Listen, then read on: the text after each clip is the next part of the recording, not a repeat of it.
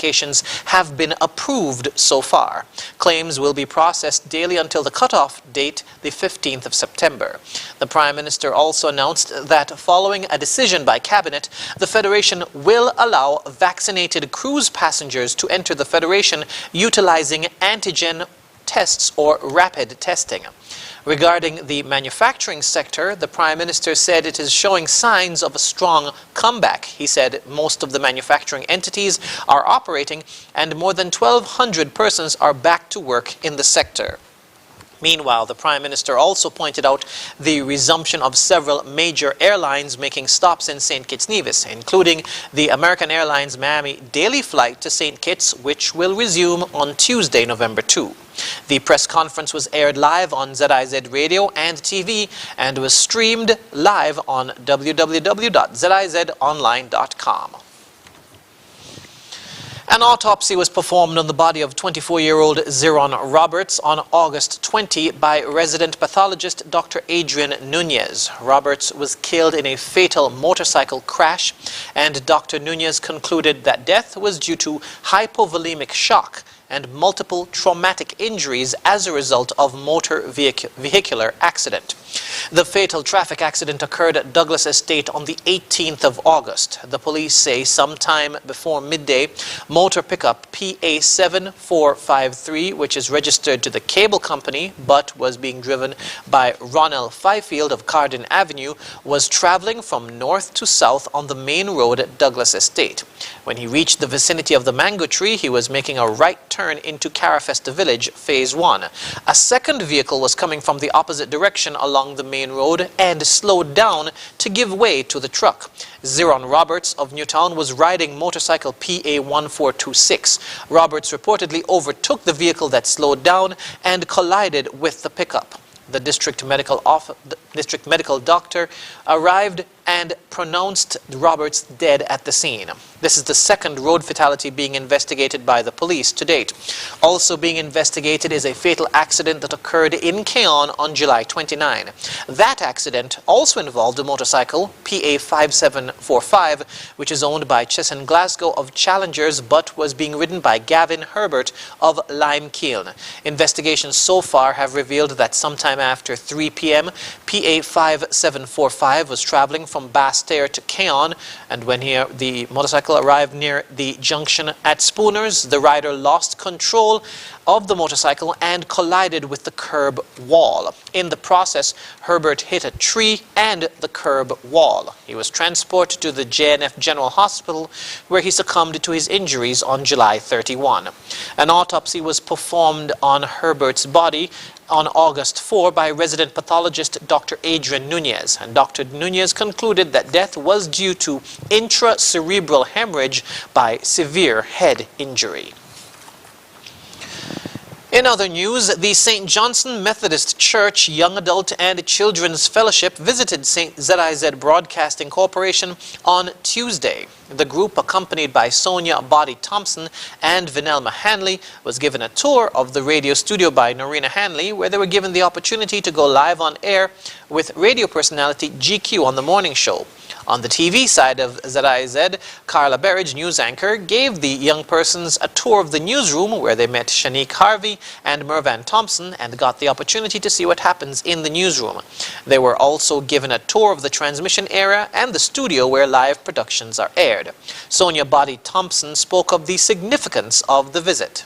On behalf of the St. Johnston Methodist Youth, Young Adults and Children's Fellowship, we want to say a huge thank you and express our gratitude to the ZIZ Broadcasting Corporation for affording us this opportunity at this time and to give the children exposure, to give them a fresh experience, to get them gain that knowledge, insight as to what happens here at the corporation. They had the opportunity to visit the TV studio and the radio studio to interact with the DJs, the anchors, and those persons working behind the scenes. And we're extremely grateful for that because we believe in the holistic development of our children in the Methodist Church. So again, thank you very much to ZIZ and the entire team here at ZIZ for affording us this brilliant opportunity today. And I know the children are going to go back to school excited, and they're going to share a lot of what they've learned here with their counterparts at school. Maite Connor Archibald said she learned a lot about what goes on at ZIZ.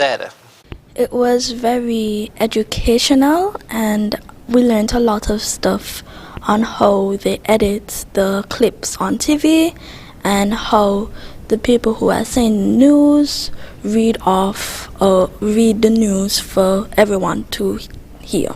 It feels very exciting that I know how it is done. Upon completion of the tour, Nicholas Petty thanked ZIZ for the opportunity. On behalf of the St. Johnson Methodist Church, we'd like to thank Ms. Hanley and Ms. Carla for teaching us if there are any future persons who want to do this, to help us to be comfortable and be an individual that can inspire most people to do this. So on behalf of the St. Johnson Methodist Church, we'd like to thank all of you and the individuals for giving us the opportunity to have an amazing time with us and help us to be comfortable with all the others. Thank you. The visitors to ZIZ ranged in age from kindergarten age to college-level students. After the break, Governor General pays tribute to the late Sir Arthur Evelyn, and youth in Constituency Number 1 participate in tiling workshop. Stay with us. Up and away! My goodness! That is amazing! Clean them up. Oh, you little ripper! Oh, can you believe it? Magnificent! That's unbelievable! That is brilliant!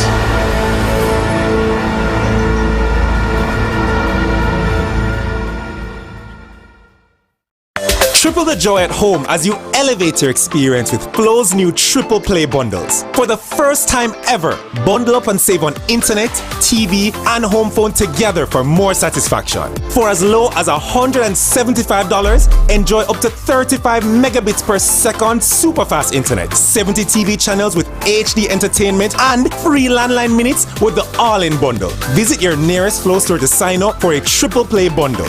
Conditions apply. Here are your Horses Value Mart IGA Value Club Blue Tag Special. Running August 12th to August 25th. Essential Everyday Disinfectant Wipes, $15.99. IGA or Essential Everyday Pasta Sauces, $6.99 each. Glade Air Fresheners, Solid and Aerosol, $5.99. Quaker Cap'n Crunch Cereals, $9.99. Chobani Greek Yogurt, $5.69. IGA or Essential Everyday Trash Bags, $14.99. And now our very low weekly value deals. IGA Essential Everyday Shredded and Chunk Cheeses, $7.99. The Colgate Toothpaste, $7.99. IGA Essential Everyday Frozen Vegetables, $5.49. Arm & Hammer deodorant, $7.99. Shop Smart, Shop Value Mart. Joan, en español. Sea listo y haga sus compras aquí a Value Mart. We're ready. Cricket is we game. Don't not quite the same. We still display our passion. Love all over the Caribbean. Can you feel the energy? Team spirit and unity. Feel the soul of the Caribbean. Courage to stand as one. Yeah, yeah. Play yourself. We the best, yeah, the best, yeah, the best, yeah, the best, yeah. With passion, courage, and love, we in this together now. Republic Bank, official banking partner of CPL 2021.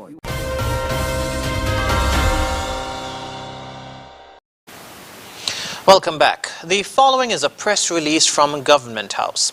His Excellency the Governor General, Sir S.W. Tapley Seaton, GCMG CVO QCJP LLD, by letter dated 23rd August 2021, paid tribute to the late Mr. Arthur Evelyn, CSM OBE JP.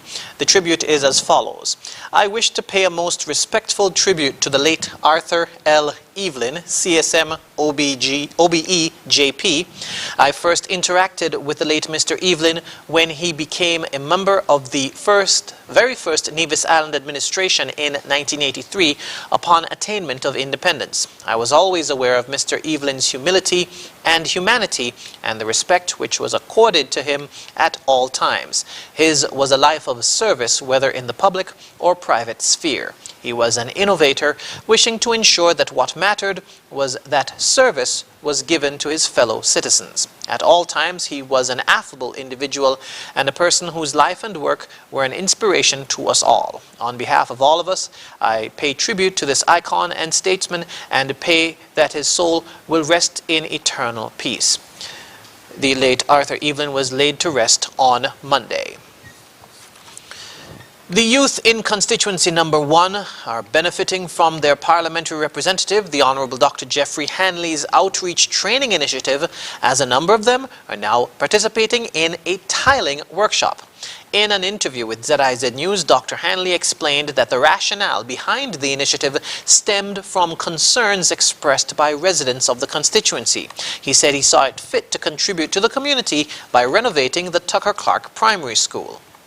The outreach committee in my constituency, after hearing the concerns during the last general elections about things that we should be focusing on, I thought it was a great idea for us to be giving back to the community, and the form that we have decided to do is to renovate, assist in renovating a classroom at the Tucker Clark Primary School. The workshop is being facilitated by founder and owner of Livy's Woodwork and Construction, Elamaro Livy. He explained that some of the tasks included laying and measuring tiles. The youngsters here, where they get the knowledge of laying tiles, how to mark out the room, measure the tiles and everything. And they are doing very well in their learning. Now also the grouting, especially with the pieces of tile that they put in with the pattern, you know, they are, I must say, surprising. For the first time they're doing this, they really make an impact on what they do. They show a lot of interest. Participant in the initiative, Roma Richardson, said that the workshop has been beneficial to her as she can use the skills acquired in her own home. It was a really good experience. I came because I have a bathroom that needed tiling, and I wanted to gain that first-hand experience and learning myself, just in case I decide to do it on my own, or even if I hire someone I could work with them. So I thought that it was a really, really good and informative few days. And Dr. Hanley says he's hoping to renovate another classroom before school reopens in September. Coming up in regional news, former Public Security Minister raises questions about crime statistics in Guyana. The details when we return.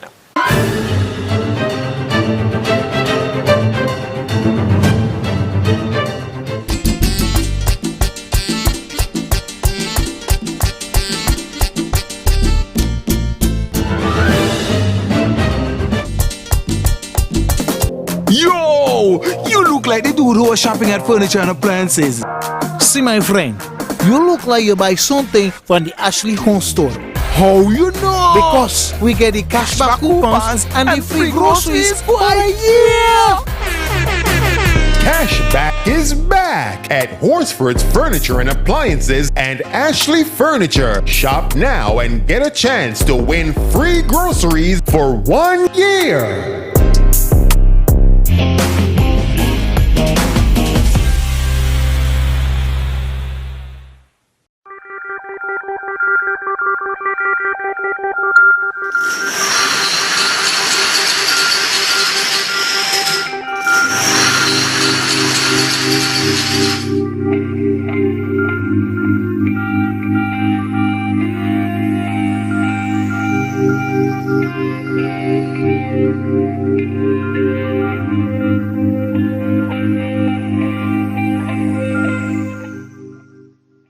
Up and away! My goodness! That is amazing! Clean them up. Oh, you little ripper! Oh, can you believe it? Magnificent! That's unbelievable! That is brilliant.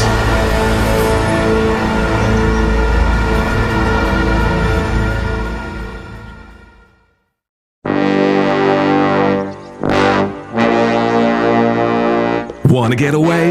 Now you can. Stop standing in long ATM lines to withdraw cash. Use your national debit or black cards to complete a wide variety of transactions at supermarkets, variety stores, gas stations, pharmacies, and more. Shop online at the most popular websites and stores for quality brands using your national debit or black cards. And take back your time to enjoy all the things that you love to do. Remember, instead of waiting in long ATM lines to withdraw cash, use your national bank cards today. National Bank, always here.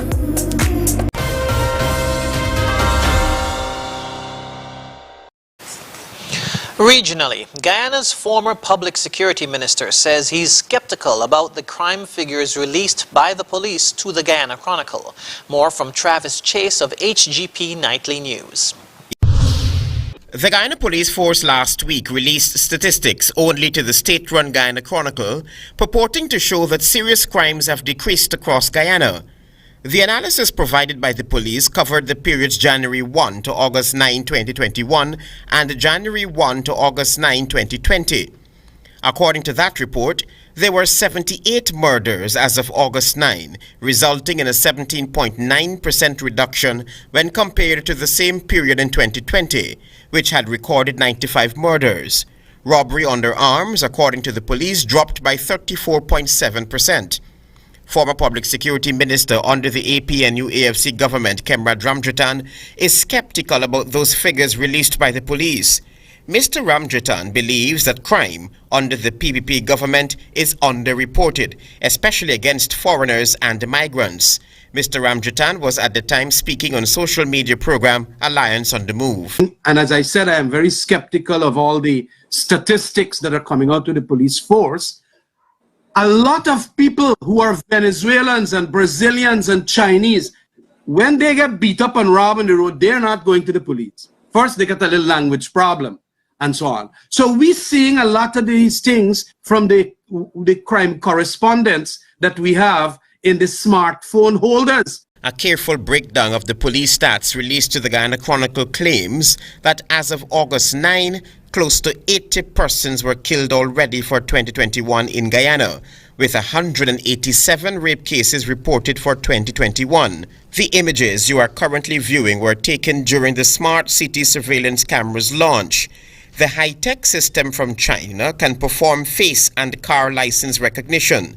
It was designed and set up to enhance the capacity of the police force to tackle crime. The Smart City program that could identify which cars and so on doing all the wickedness, which cars stopping in front of Palm Court to gun down innocent people. You know, and the execution stuff. Mr. Ramjatan was adamant that with the use of modern technology, crime can be tackled head-on. All of them, I understand now, the cameras pointed up in the sky as if they're on telescope. They're looking at the galaxy. That is what we got inside of this police force now. Somebody take a bamboo and they shove them up, and you got that happening. So what is going into the Smart City Command Center is a lot of the stars and the moon and the sun and that kind of thing. Travis Chase, HGP Nightly News. The Trinidad and Tobago Police Service is being ravaged by COVID-19. Acting Commissioner of Police Gary Griffith revealed some startling numbers on Monday. Terry Ann Brown Campbell tells us more. Commissioner of Police Gary Griffith says large numbers of police officers have been forced to stay at home as a result of the coronavirus. Unfortunately, we have 12 police officers who have died as a result of COVID-19. We have 367 police officers who are currently quarantined. And this year, we have a total of 4,171 police officers who have been quarantined at one time or the other, which means that over half of the police service we have been quarantined. He notes less than half of the TTPS has received their inoculations against the virus. Over 45% of police officers have so far been vaccinated, which is higher than the average for the population, the adult population in Trinidad and Tobago. However, we intend to continue a massive campaign as much as possible to get police officers to understand the importance of this. Meanwhile, the commissioner is defending his issuing thousands of firearm users' licenses during his term in office. I have issued 5,000 firearms in the last 3 years, and not one was stolen based on negligence. Not one was misplaced based on negligence. Not one was used for a violent crime. Not one was used to commit a robbery. Not one was used for a murder. Commissioner Griffith was speaking at a TTPS press conference on Monday. Terry-Ann Brown-Campbell, TTT News. Coming up, consultant and author Euphemia Bryce Roberts stops by to speak with us about her new book. Up Front is next. Imagine having the luxury of putting all your trust in one insurance company and being able to enjoy a life to the fullest without having to worry. Well, don't imagine. National Caribbean Insurance is here to take care of all your insurance needs. Insure your life, vehicle, boat, home, belongings, and your future. At NCI, we make it our business to ensure that you enjoy every stage in life. We serve, we protect, we satisfy. That's NCI. Hello and welcome to another edition of Upfront. I'm Carla Berridge, and with me in the studios is one of St. Kitts and Nevis's latest authors, Euphemia Bryce Roberts, and she's here to speak with us about her new book, Leading Through Coaching. Hello and welcome to Upfront. Thank you very much. All right, so we're here. To be here. It's good to have you. So we're going to speak about your book. Let's start with the objectives. Okay, well, the objective of the book is really to provide some tools to managers and other leaders so that they could help bridge the gap relative to performance. One of the points that is generally made is that there is need for better performance, improved productivity. So if wishes were horses, beggars would ride. Okay. What this book does is to provide tools to managers, other leaders, to be better coaches. Okay, so this is your first book? Yes, it is my first. Why did you decide to write this book? Well, one of the points that I would hear from time to time is there seems to be a difference in perspectives between managers and their support staff. You would hear managers speaking about the staff not performing as they could, and you would hear staff saying that managers are not providing the kind of support that they need. So this book seeks to bridge that divide and so that persons could be on the same page. Okay, so for persons who are listening and thinking about buying the book, what are some of the key points within the book? Okay, well, we see there's the framework overall with regard to the what I call the URSA framework, which speaks to identifying goals and objectives, reviewing performance, stating the action plan, and agreeing on whatever the coaching date is. So it provides that coaching framework. Additionally, it provides tools that could be used in terms of, we know the importance of listening, but do we really listen? So it provides some tools to help one to improve its listening skills, assertiveness, and very importantly, there's a chapter on emotions in coaching. I think sometimes we overlook the importance of that in the process of helping with performance improvement. So there's a chapter on this, the importance of emotional intelligence. And so with all of this, with those tools, it could really help managers feel more comfortable with helping their support staff, and with the support staff, being the coachees, being more open to listening to the manager/coach. Okay. So ahead of persons actually being able to get the book, you're about to launch later this week. Tell us about that. Yes, so we're hoping to have a virtual launch on Saturday, the 28th of August, Saturday coming, God's willing. And this is being done through the web conference. You may have heard of the Women in Employment and Business Conference, which is being organized by Verve Connections Limited and Bryce Roberts Business Consulting Services. So the launch is being part of that, and the launch is to take place from 9 o'clock in the morning, so it would be roughly for half an hour. And so we encourage it because I've been sending the links around. It's a virtual launch, so far and wide persons could join in to the launch. Okay.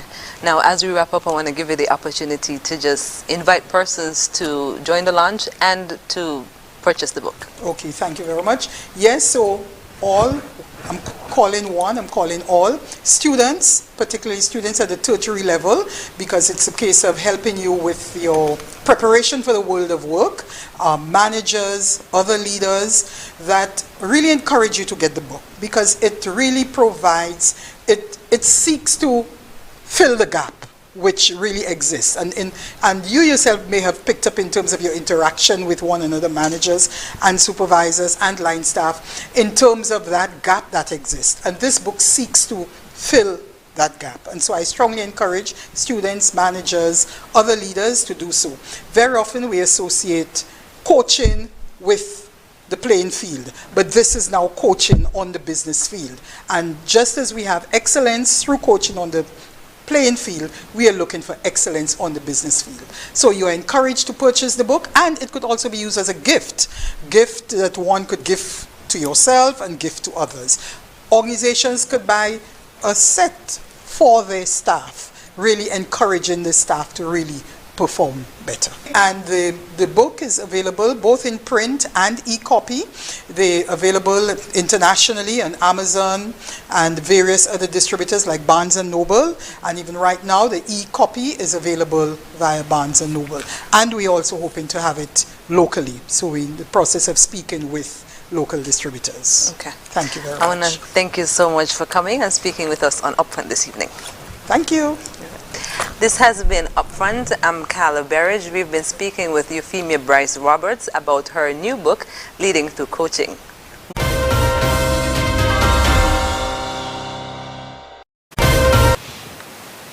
Internationally, the UK, France, and Germany are pushing Joe Biden to extend the US president's self-imposed deadline for the total withdrawal of American forces from Kabul. More in this report. The window of opportunity to evacuate nationals and at-risk allied Afghans is closing day by day.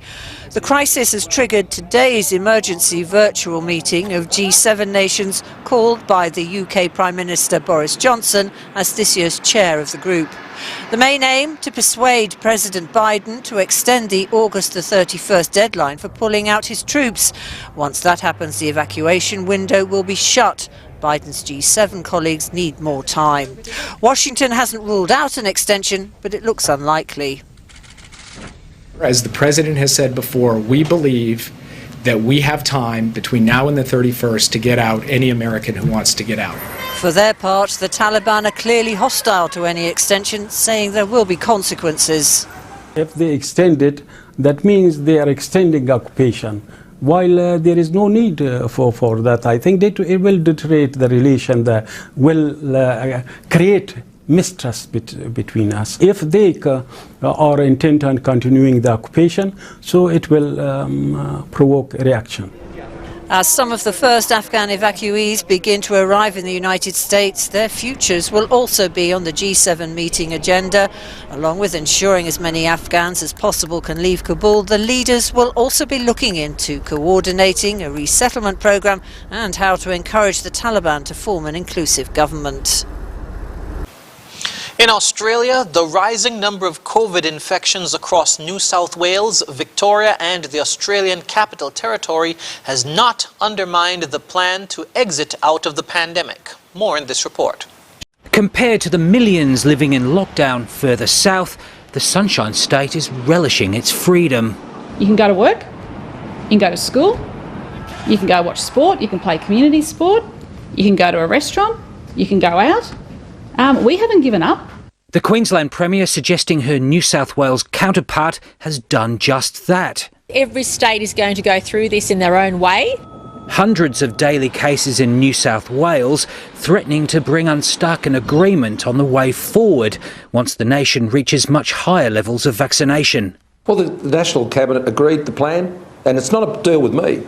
It's a deal with the Australian people. There are other states out there that aren't in the position that New South Wales is in. At issue, whether states start lifting restrictions at 70% full vaccination as guided by Doherty Institute modelling. It's up to the state premiers and to the Chief Ministers, together with the Prime Minister, to stick to the plan that was agreed at National Cabinet. The Doherty Institute's saying in a statement there is light at the end of the tunnel, and while COVID-19 won't go away, it will be easier to control in the future. Australians need this national plan to work. They need an end to constant debilitating lockdowns. But we must move to the next phase in this plan safely, not recklessly. There'll be a lot more infections and sadly many more deaths on the way out of the pandemic, even with ever higher vaccination rates. Scott Morrison's calculation is that a majority of lockdown-weary Australians will be ready to take that risk to open up, just as other places around the world have done. New York's seen the worst of COVID, a star-studded concert for a fully vaccinated crowd celebrating its recovery. No, I can't smile without you. Interrupted by a storm. Attention, please seek shelter for your safety. It seems even nature draws the line at Barry Manilow. Andrew Probyn, ABC News, Canberra. Up next in sport, 2 persons associated with CPL confirmed COVID positive ahead of tournament, and Paralympics get underway. Stay tuned. Imagine having the luxury of putting all your trust in one insurance company and being able to enjoy a life to the fullest without having to worry. Well, don't imagine. National Caribbean Insurance is here to take care of all your insurance needs. Insure your life, vehicle, boat, home, belongings, and your future. At NCI, we make it our business to ensure that you enjoy every stage in life. We serve, we protect, we satisfy. That's NCI.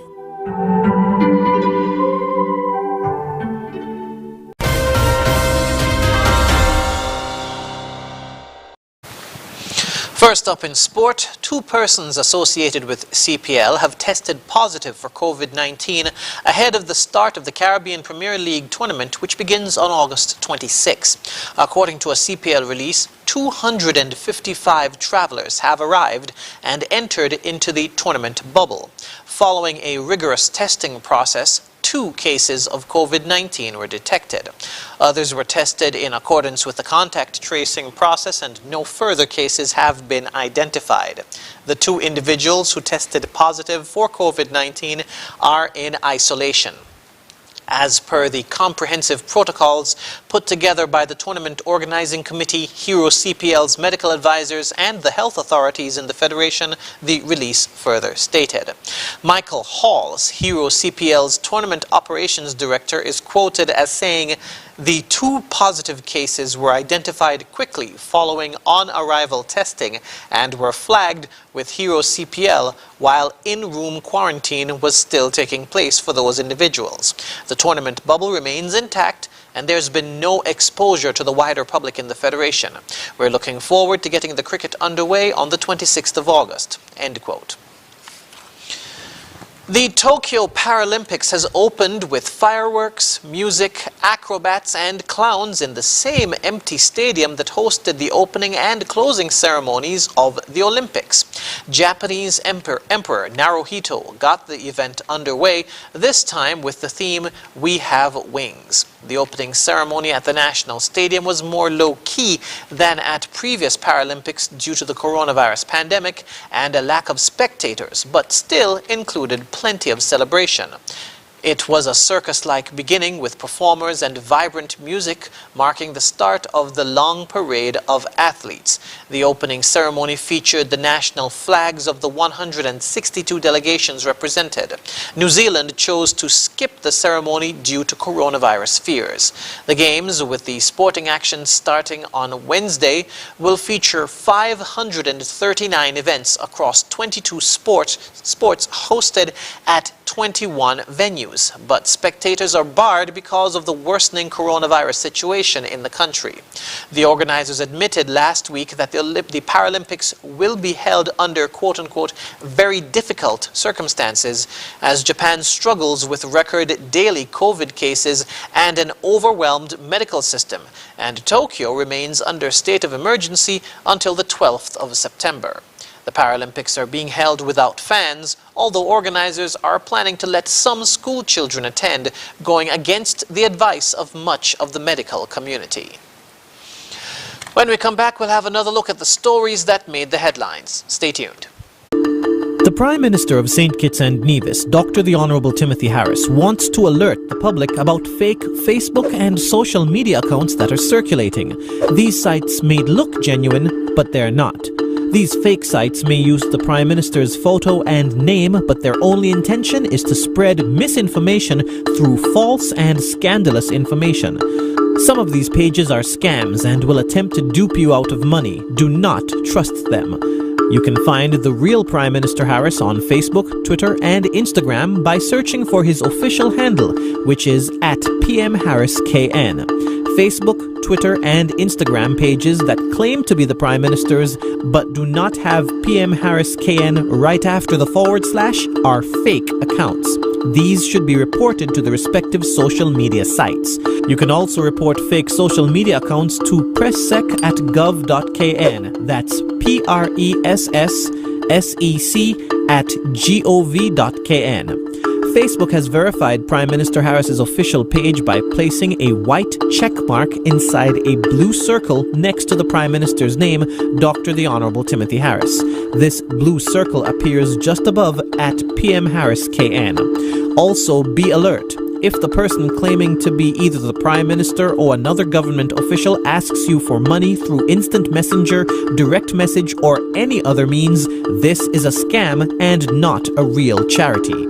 This public service announcement was produced in order to help you be an informed social media user. Protect yourself and help spread the message.